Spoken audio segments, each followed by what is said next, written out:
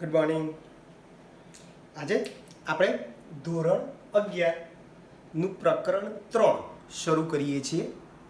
પાઠનું નામ છે, પ્રકરણનું નામ છે તત્વોનું વર્ગીકરણ અને ગુણધર્મોમાં આવર્તતીતા. Lecture number 1. ઓકે, તો આપણે આજે ત્રીજું ચેપ્ટર શરૂ કરીએ છીએ. ચલો, પ્રશ્ન આપણો પહેલો એવો છે કે ભાઈ તત્વોનું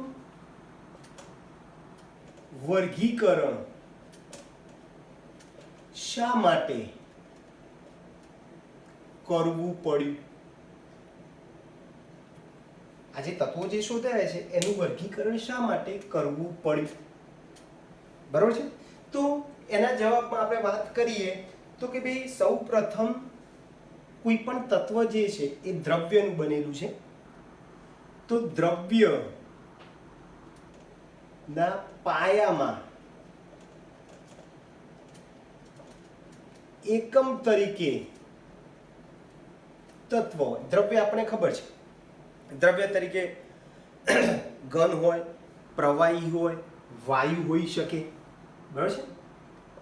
ઘન, પ્રવાહી અને વાયુ, તો બધા જ દ્રવ્ય ના પાયામાં એકમ તરીકે શું હોય છે? તત્વ હોય છે. હવે ઈસવીસન 1800માં 31 તત્વો શોધાયેલા. 1865માં 63 તત્વો શોધાયેલા. 1800માં કેટલા તત્વો શોધાયેલા ભાઈ? 31. અને 65માં 63 તત્વો શોધાયેલા. હાલમાં 114 તત્વો શોધાયા છે. કુલ 114 તત્વો શોધાયા છે. એમાં મોટા ભાગના માનવ સર્જિત છે. બરાબર છે, માનવ સર્જિત છે. હવે આ જે બધા તત્વો જે શોધાયા છે એ બધા તત્વોના વ્યક્તિગત અથવા તેમાંથી બનાયેલા તેમના અસંખ્ય સંયોજનો ના ગુણધર્મો કેવા છે ભાઈ? જુદા જુદા હોય છે. ગુણધર્મો કેવા હોય છે ભાઈ? જુદા જુદા હોય છે. અથવા તો એમના સંયોજનોના રાસાયણિક ગુણધર્મો નો અભ્યાસ કરવો મુશ્કેલ હોય છે. મુશ્કેલ હોવાથી તેના નિરાકરણ માટે તત્વોનું વર્ગીકરણ જરૂરી બન્યું. ક્લિયર દોસ્તો? તો સાવ સિમ્પલ પ્રશ્ન છે કે ભાઈ તત્વોનું વર્ગીકરણ શા માટે કરવું પડ્યું? તો ફરીથી બોલીએ છીએ. પહેલા બધા જ દ્રવ્યના પાયામાં એકમ તરીકે કોણ હોય છે ભાઈ? તો કે ભાઈ તત્વ હોય છે. દ્રવ્ય એટલે ઘન, પ્રવાહી કે વાયુ. ઈસવીસન 1800માં 31 તત્વો શોધાયેલા. 1865માં 63 તત્વો શોધાયેલા. અને હાલમાં 114 તત્વો શોધાયેલા છે. હવે આ જે તત્વો શોધાયા હતા એ બધા તત્વોના વ્યક્તિગત ગુણધર્મો અથવા એમાંથી બનેલા અસંખ્ય સંયોજનો, એ તત્વોમાંથી બનેલા અસંખ્ય સંયોજનોના ગુણધર્મો, ના રાસાયણિક ગુણધર્મો નો અભ્યાસ કરવો મુશ્કેલ છે. આ સમસ્યાનું નિવારણ કરવા માટે, આ મુશ્કેલી નિવારવા માટે તત્વોનું વર્ગીકરણ કરવું જરૂરી બન્યું. ક્લિયર દોસ્તો? પાકું એકદમ? હવે આપણે, તમને બધાને ખબર છે કે આ જે તત્વો શોધાયા છે એને આપણે આવર્ત કોષ્ટકમાં મૂકીએ છીએ. આવર્ત કોષ્ટક એટલે જેમાં તત્વોની યોગ્ય ગોઠવણી કરેલી છે. તો એ આવર્ત કોષ્ટકમાં પહેલા ડોબ્રેનરનો ત્રિપુટીનો નિયમ.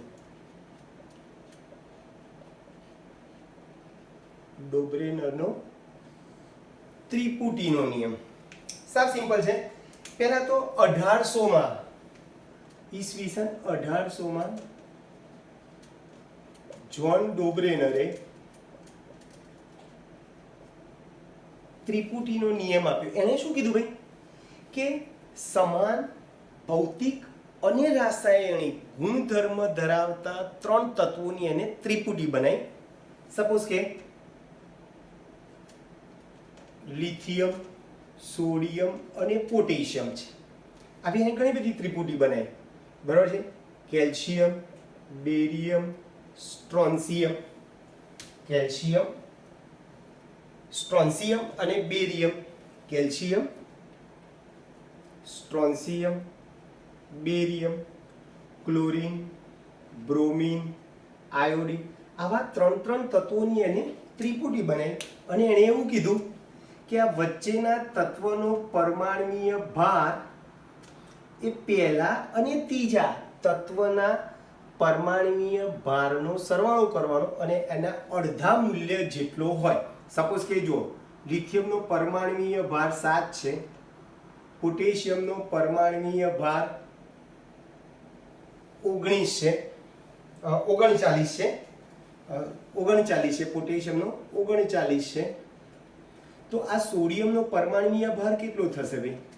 તો એણે એવું કીધું કે ભાઈ પહેલા અને બીજા તત્વના પરમાણ્વીય ભારનો સરવાળો કરો ભાગ્યા 2 કરો, 23. તો આ સોડિયમનો પરમાણ્વીય ભાર કેટલો થાય ભાઈ? 23 થાય. એટલે એણે એવું કીધું કે ત્રિપુટીમાં વચ્ચે રહેલા તત્વનો પરમાણ્વીય ભાર એ પહેલા અને ત્રીજા તત્વના પરમાણ્વીય ભારના સરવાળાના અડધા મૂલ્ય જેટલો હોય. બરાબર છે ભાઈ? એટલે આમ એણે શું કીધું ભાઈ? ત્રિપુટી માં રહેલા વચ્ચેના તત્વનો પરમાણ્વીય ભાર એ પ્રથમ અને ત્રીજા તત્વના પરમાણ્વીય ભારના સરવાળાના અડધા મૂલ્ય જેટલો હોય છે. બરોબર છે ભાઈ? તમે આનું પણ ઉદાહરણ આપી શકો કે સપોઝ કે કેલ્શિયમનો પરમાણ્વીય ભાર દાખલા તરીકે હું કહું છું તમને 40 છે, Ba નો પરમાણ્વીય ભાર 137 છે. બરાબર છે? તો કે ભાઈ આનો પરમાણ્વીય ભાર કેટલો થશે? તો કે આ બેનો સરવાળો કરું અને પછી ભાગ્યા 2 કરું તો 88.5 થશે. એટલે આશરે એને 88 લખ્યો. બરોબર છે? ક્લોરીનનો પરમાણ્વીય ભાર 35.5 છે, આયોડિનનો 127 છે. તો આ બંનેનો સરવાળો કરી ભાગ્યા 2 કરશો તો આશરે 80 થશે. તો આ રીતે ત્રિપુટીનો નિયમ ડોબ્રેનરે આપ્યો. ક્લિયર દોસ્તો? તો સાવ સિમ્પલ છે. ફરીથી કહું છું, ડોબ્રેનરે ત્રિપુટીનો નિયમ આપ્યો. એણે શું કીધું ભાઈ કે એને સમાન ભૌતિક અને રાસાયણિક ગુણધર્મ ધરાવતા સમાન ભૌતિક અને રાસાયણિક ગુણધર્મ ધરાવતા તત્વોની 3 તત્વોની એને ત્રિપુટી બનાવી. અને એ ત્રિપુટી ઉપરથી એણે એવું કીધું કે એ ત્રિપુટીમાં વચ્ચેનું જે તત્વ જે છે એ વચ્ચેના તત્વનો પરમાણ્વીય ભાર એ પહેલા અને ત્રીજા તત્વના પરમાણ્વીય ભારનો સરવાળો કરવાનો, ભાગ્યા 2 કરશો એટલું થશે. તમે ઉદાહરણ જોઈ શકો છો. બરોબર? આ ત્રિપુટી એક છે ઉદાહરણ, આ બીજી, ત્રીજા 3 ઉદાહરણ તમને આપેલા છે. ક્લિયર દોસ્તો? ત્રિપુટી નિયમ પાકો. સમાન ભૌતિક અને રાસાયણિક ગુણધર્મ ધરાવતા 3 તત્વોમાં વચ્ચેના તત્વનો પરમાણ્વીય ભાર એ પહેલા અને ત્રીજા તત્વના પરમાણ્વીય ભારનો સરવાળો કરવાનો, એના અડધા મૂલ્ય જેટલો હોય છે. તમે આ 3 ઉદાહરણથી સમજી શકો છો. ઓકે દોસ્તો? પછી આવે છે તમારે આવર્ત કોષ્ટકમાં વૈજ્ઞાનિકોનો ફાળો શું છે. આવર્ત કોષ્ટકમાં બધા વૈજ્ઞાનિકોનો ફાળો શું છે એની વાત કરવાની છે. એમાં પહેલા આવશે AEB the Carncotis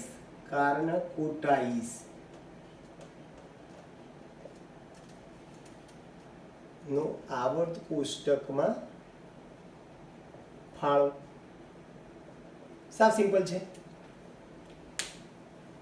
ધ કાર્નકોટાઇસ નો આવર્ત કોષ્ટકમાં ફાળો.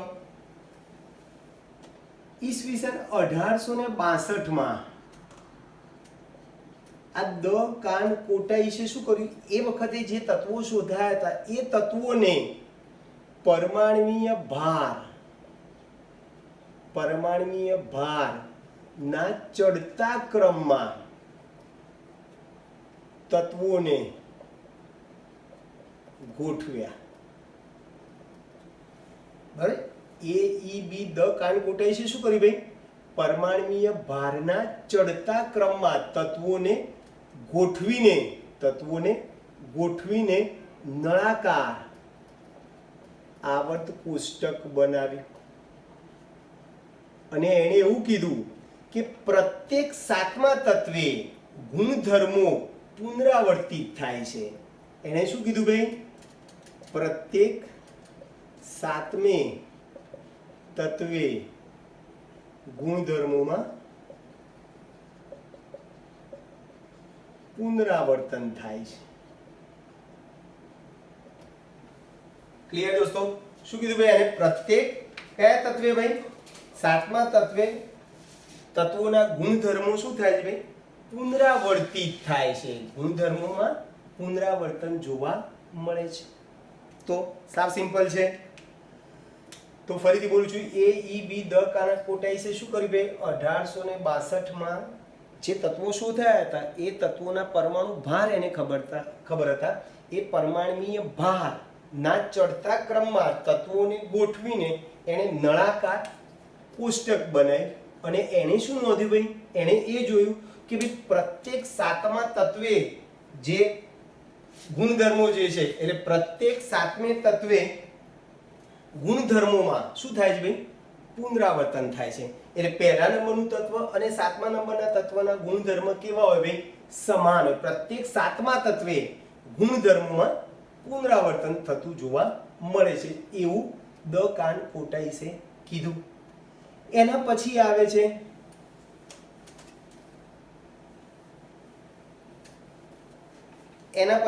છે ન્યુલેન્ડ.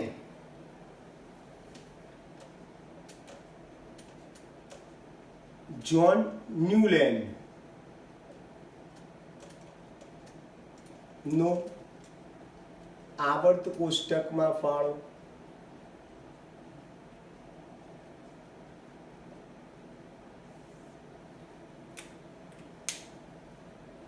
ચલો, જેમ AEB ધ કાર્નકોટાઇસે આવર્ત કોષ્ટકમાં ફાળો આપ્યો એ જ પ્રમાણે 1865 માં અંગ્રેજ વૈજ્ઞાનિક ન્યુલેન્ડે અષ્ટકનો નિયમ આપ્યો. ન્યુલેન્ડે શું કીધું ભાઈ? અષ્ટકનો નિયમ એને આપ્યો અને એને કીધું ન્યુલેન્ડે કે ભાઈ કોઈ પણ તત્વથી આઠમા નંબરના તત્વના ગુણધર્મો એ પહેલા તત્વના ગુણધર્મ જેવા જોવા મળે છે. શું કીધું? સાવ સિમ્પલ છે. પ્રત્યેક આઠમા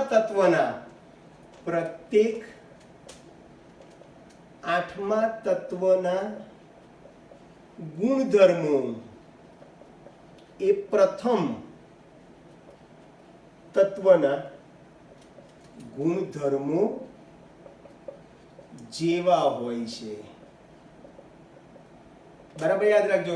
AEB ધ કાર્નકોટાઇસે શું કીધું? એને શું કીધું? પ્રત્યેક સાતમા તત્વે ગુણધર્મોમાં પુનરાવર્તન જોવા મળે છે. એમાં આને શું કીધું કે પ્રત્યેક આઠમા તત્વના ગુણધર્મો એ પ્રથમ તત્વના ગુણધર્મો જેવા હોય છે અથવા તો એમને મળતા આવે છે. એક ઉદાહરણ આપું તો તમને વધારે ખ્યાલ આવશે. દાખલા તરીકે લિથિયમ આ તત્વ છે. Lithium beryllium, boron, carbon, nitrogen, oxygen, fluorine, sodium, magnesium, aluminium, silicon, phosphorus, sulphur, chlorine, potassium, calcium, આ બધા તત્વો છે.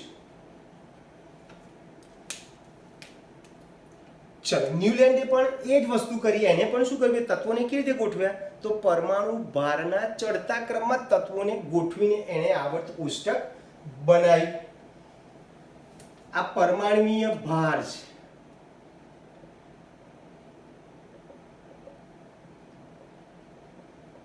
પરમાણુય ભાર હું લખું છું 7. આનો પરમાણુય ભાર 7, આનો 9, આનો 11, 12, 14, 16, 19, બરાબર છે. પછી 23, 24, 27, 29, 31, 32, 35.5, 39, 40.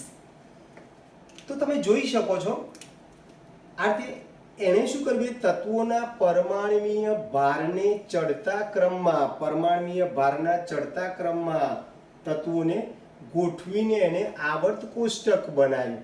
આવર્ત કોષ્ટક બનાવ્યું, બરાબર છે. એણે શું જોયું ભાઈ? શું કીધું એણે? કે પ્રત્યેક 8મા તત્વના ગુણધર્મો એ પ્રથમ તત્વના ગુણધર્મ જેવા હોય છે. બરાબર જોજો કેવી રીતે.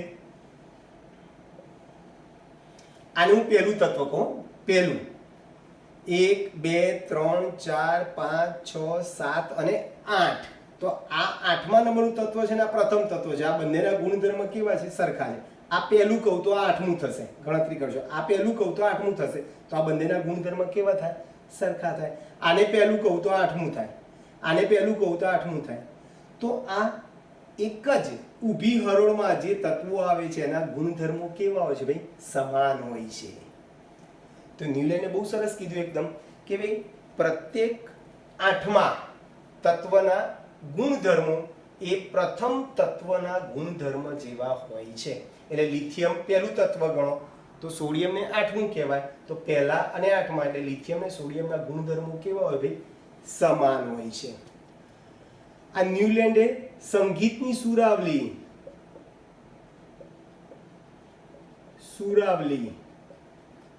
સાથે આ નિયમને સાંકળ્યો.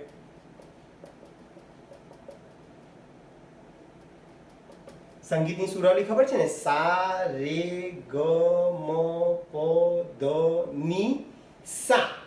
તો પહેલો શબ્દ સા અને 8મો શબ્દ પણ સા આવે છે. ખ્યાલ આવે છે? સા, રે, ગ, મ, પ, ધ, ની, સા. તો પહેલા અને 8મામાં સા આવે છે.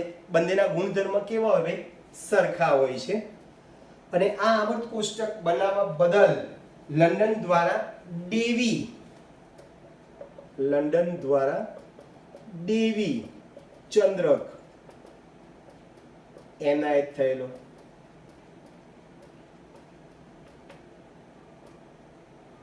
ન્યુલેન્ડને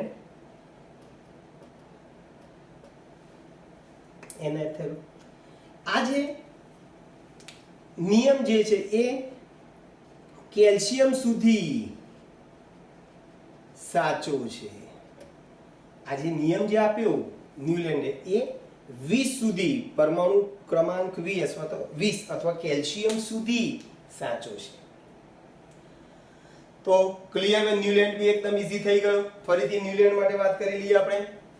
1865માં અંગ્રેજ વૈજ્ઞાનિક ન્યુલેન્ડે અષ્ટકનો નિયમ આપ્યો. એણે શું કીધું ભાઈ?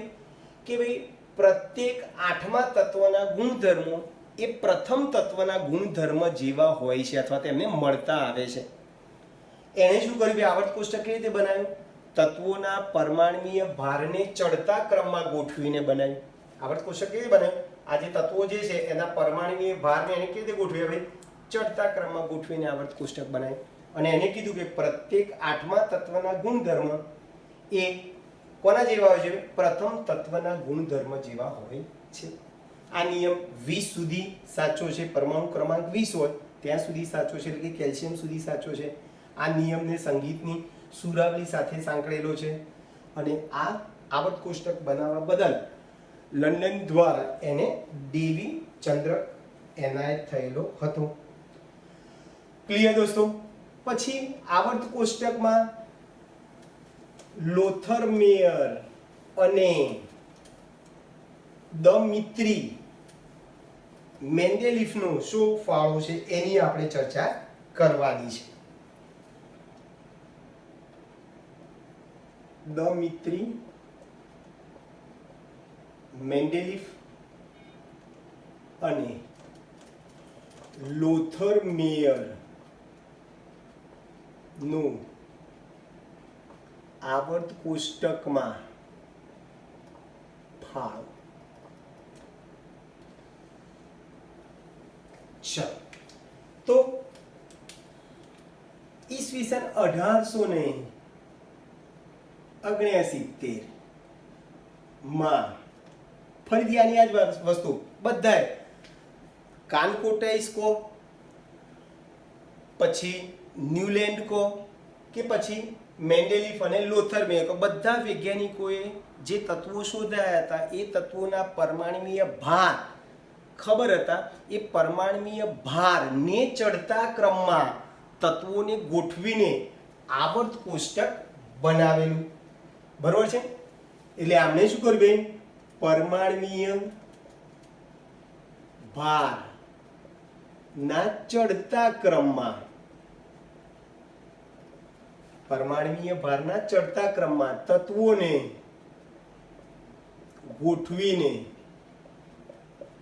આવર્ત કોષ્ટક બનાવ્યું. બરાબર છે? અને પાછું એમણે શું કીધું ભાઈ? એમને પાછું એવું કીધું કે નિયમિત અંતરાલ ને અંતે, નિયમિત અંતરાલ ને અંતે તત્વોના, નિયમિત અંતરાલ ને અંતે તત્વોના ભૌતિક અને રાસાયણિક ગુણધર્મોમાં સામ્યતા, સમાનતા જોવા મળે છે. શું કહ્યું બે એમને? નિયમિત અંતરાલને અંતે તત્વોના ભૌતિક અને રાસાયણિક ગુણધર્મોમાં શું જોવા મળે છે ભાઈ? સમાનતા જોવા મળે છે. એનો અર્થ એવો થયો કે એક જ સમૂહમાં જે તત્વો આવી જતા હશે એ તત્વોના ગુણધર્મો કેવા હોય છે ભાઈ? સમાન હોય છે. સમજો બરાબર? એટલે મેન્ડેલિફે અને લોથર મેયરે પણ આવર્ત કોષ્ટક કેવી રીતે બનાવ્યું? તત્વોના પરમાણ્વીય ભારને ચડતા ક્રમમાં જ ગોઠવીને બનાવ્યું. પણ એમને શું કર્યું ભાઈ? એમને પાછું શું જોયું કે નિયમિત અંતરાલને અંતે જે તત્વો મળતા તે તત્વોના રાસાયણિક અને ભૌતિક ગુણધર્મો કેવા જોવા મળે ભાઈ? સરખા જોવા મળે છે. પછી આ જે લોથર મેયર જે છે, લોથર મેયરે શું કર્યું ભાઈ? તત્વોના ભૌતિક ગુણધર્મો, તત્વોના ભૌતિક ગુણધર્મો જેવા કે ગલન બિંદુ છે, ઉત્કલન બિંદુ છે, પરમાણ્વીય કદ છે,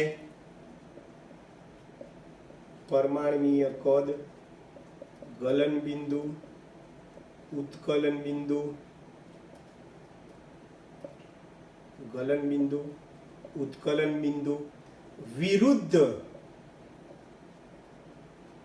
એને પરમાણ્વીય ભાર નો આલેખ દોર્યો. બરાબર છે? આ આલેખ દોર્યો તો એમાં શું જોવા મળ્યું? તો કે એમાં આવર્તિત રીતે ગુણધર્મોમાં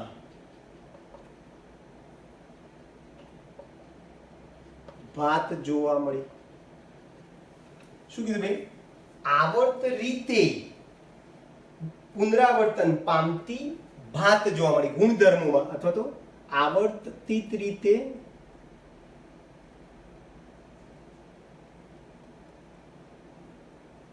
પુનરાવર્તિત આવર્તિત રીતે પુનરાવર્તિત ભાત જોવા મળી, પુનરાવર્તિત પામતી ભાત જોવા મળી. બરાબર સમજો. એટલે લોથરમિયરે શું કર્યું ભાઈ કે જે તત્વો શોધ્યા તે તત્વોના ભૌતિક ગુણધર્મો જેવા કે પરમાણ્વીય કદ છે, ગલન બિંદુ છે, ઉત્કલન બિંદુ છે, એમના વિરુદ્ધ એમને પરમાણ્વીય ભારનો આલેખ દોર્યો અને એ આલેખ ઉપરથી એમણે શું જોયું કે ભાઈ એ જે તત્વો હતા એ બધા તત્વોમાં ચોક્કસ પુનરાવર્તન પામતી ભાત જોવા મળી. પુનરાવર્તન પામતી ભાત જોવા મળી એનો અર્થ શું થાય? એનો અર્થ શું થાય કે અમુક અમુક તત્વોના ગુણધર્મો કેવા જોવા મળતા હતા ભાઈ? સમાન જોવા મળતા હતા, એવું તમે કહી શકો છો. આને આધારે એણે આધુનિક આવર્ત કોષ્ટક બનાવ્યું. આને આધુનિક આવર્ત કોષ્ટક બનાવ્યું. પણ તકલીફ શું થઈ કે એને આ આવર્ત કોષ્ટક પ્રકાશિત કરવામાં થોડુંક એને મોડું કર્યું. પરિણામે આધુનિક આવર્ત કોષ્ટકનો શ્રેય લોથરમેયરને મળવાને બદલે મેન્ડેલિફને મળ્યો. ખરેખર હકીકતમાં મેન્ડેલિફ પહેલા લોથરમેયરે આવર્ત કોષ્ટક બનાવેલું, બરાબર છે. એને તત્વોને એવી રીતે ગોઠવ્યા કે જેથી એક જ ઊભી હરોળમાં જે તત્વો આવતા હતા એમના ગુણધર્મ એને સરખા જોવા મળે. એટલે કે પરમાણ્વીય ભારનો આલેખ, પરમાણ્વીય એટલે ભૌતિક ગુણધર્મો વિરુદ્ધ પરમાણ્વીય ભારનો આલેખ દોર્યો તો એમાં આવર્તિત રીતે પુનરાવર્તન પામતી ભાત જોવા મળી, ડિઝાઇન જોવા મળી, ગુણધર્મો સરખા જોવા મળે અને એને આધારે એને આવર્ત કોષ્ટક બનાવેલું, આધુનિક આવર્ત કોષ્ટક બનાવેલું.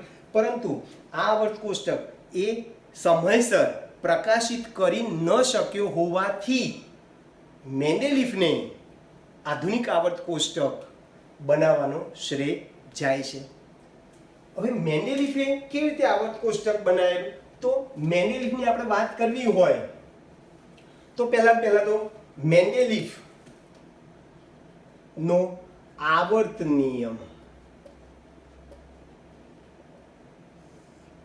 મેન્ડેલિફનો આવર્ત નિયમ સાવ સિમ્પલ છે.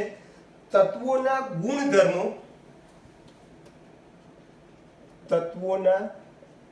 ગુણધર્મો તેમના પરમાણ્વીય ભારના આવર્તનીય વિધેય છે. શું કીધું ભાઈ? તત્વોના ગુણધર્મો તેમના પરમાણ્વીય ભારના આવર્તનીય વિધેય છે. એનો અર્થ એવો થયો કે તત્વોના ગુણધર્મો એના પરમાણ્વીય ભાર બદલાય એમ બદલાય છે. બરાબર સમજો. મેન્ડેલિફે શું કર્યું ભાઈ? તત્વોને એવી રીતે ગોઠવ્યા, આડી હરોળમાં અને ઊભા સ્તંભમાં એવી રીતે ગોઠવ્યા. કેવી રીતે ગોઠવ્યા? પરમાણ્વીય ભારના ચડતા ક્રમમાં જ. બરાબર સમજો, એ તો બધે કોમન છે. તો મેન્ડેલિફે તત્વોના પરમાણ્વીય ભારના ચડતા ક્રમમાં આડી હરોળમાં અને ઊભા સ્તંભમાં ગોઠવ્યા. એણે ખાસ શું ધ્યાન આપ્યું? તત્વોના પરમાણ્વીય ભારને ચડતા ક્રમમાં તત્વોને ગોઠવતી વખતે એણે શું જોયું કે એક જ હરોળમાં એક જ ઊભી લાઈનમાં જે તત્વો આવતા હતા એના ગુણધર્મો એને સમાન જોવા મળ્યા. બરાબર છે. એટલે એને આડા અને ઊભા, આડી હરોળમાં અને ઊભા સ્તંભમાં તત્વોને ગોઠવી દીધા. એક જ હરોળમાં એક જ ઊભા સ્તંભમાં જે તત્વો આવતા હતા એના ગુણધર્મો એને સમાન દેખાયા. બીજી વસ્તુ, એને પાછું શું કર્યું?